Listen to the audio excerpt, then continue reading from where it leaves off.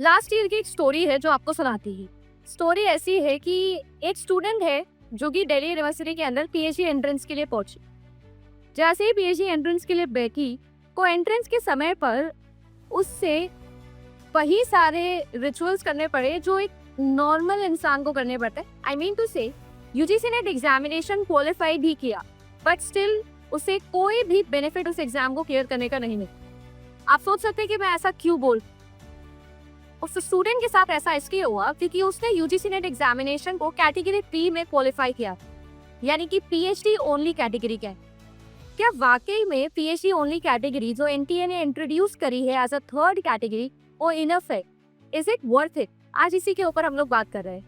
ये जो स्टोरी मैंने आप लोगों को सुनाई है ये स्टोरी बिल्कुल रियल। ऐसी एक स्टूडेंट थी जिनसे मैं मिली और ऐसा सिर्फ एक एग्जाम्पल नहीं, ऐसे बहुत सारे एग्जाम्पल्स होंगे। आप कॉमेंट सेक्शन में जरूर अपना एक्सपीरियंस भी शेयर करिएगा।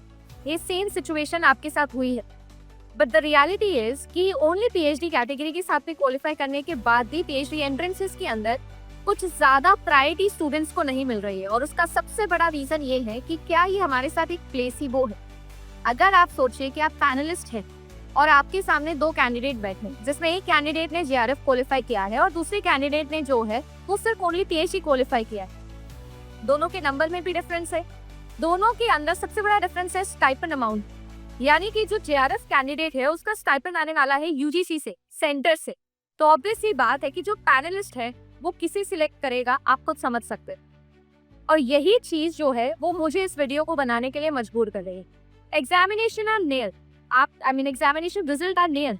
आपके एग्जामिनेशन के रिजल्ट 22 तारीख तक आ जाए और रिजल्ट के दौरान ज्यादातर बच्चों के मन में यही वाली जो प्रॉब्लम है ना वो चलनी चाहिए। अगर नहीं चल रही है तो आप थर्ड कैटेगरी से क्वालिफाई होते हो, उसके बाद आपको क्या करना है उससे बेहतर मुझे ऐसा लगता है कि आपको ये सोचना चाहिए कि हम कैटेगरी 2 या कैटेगरी 1 में कैसे जा सकते हैं। Specially I am going to talk about JRF, कितने ज्यादा बेनिफिट है उस एग्जामिनेशन को क्वालिफाई करने के। सो आप सभी लोगों को मैं यही बोलूंगी कि अगर आप लोगों का कैटेगरी 3 में भी क्वालिफाई होता है तो भी definitely you should give an attempt कि आप जेआरएफ क्वालिफाई कर सकते। और उसी के लिए जेआरएफ अड्डा जो है वहाँ सभी लोगों के लिए दिसंबर बैच लेकर आया है, complete basics full foundation batch. अगर आप ज्वाइन करना चाहते हैं तो नीचे दिए हुए नंबर पर आप कॉल कर सकते हैं या तरह की वेबसाइट पे जाके आप कोर्स एनरोल कर सकते हैं। हमने हमारी तैयारी स्टार्ट कर दी और ये तैयारी तब तक नहीं रुकेगी जब तक कोई बच्चा असिस्टेंट प्रोफेसर नहीं बन जाता, पीएचडी स्कॉलर नहीं बन जाता। तो क्या आप मेरे साथ हैं इस मुहिम में? तो जरूर बताइएगा कमेंट सेक्शन के अंदर। And good luck for your preparation.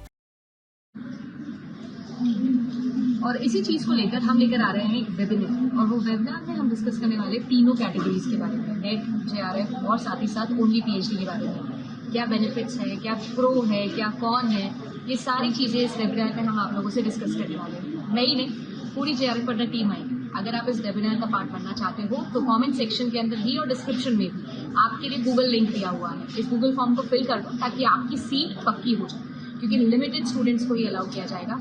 I hope you can understand. Good luck.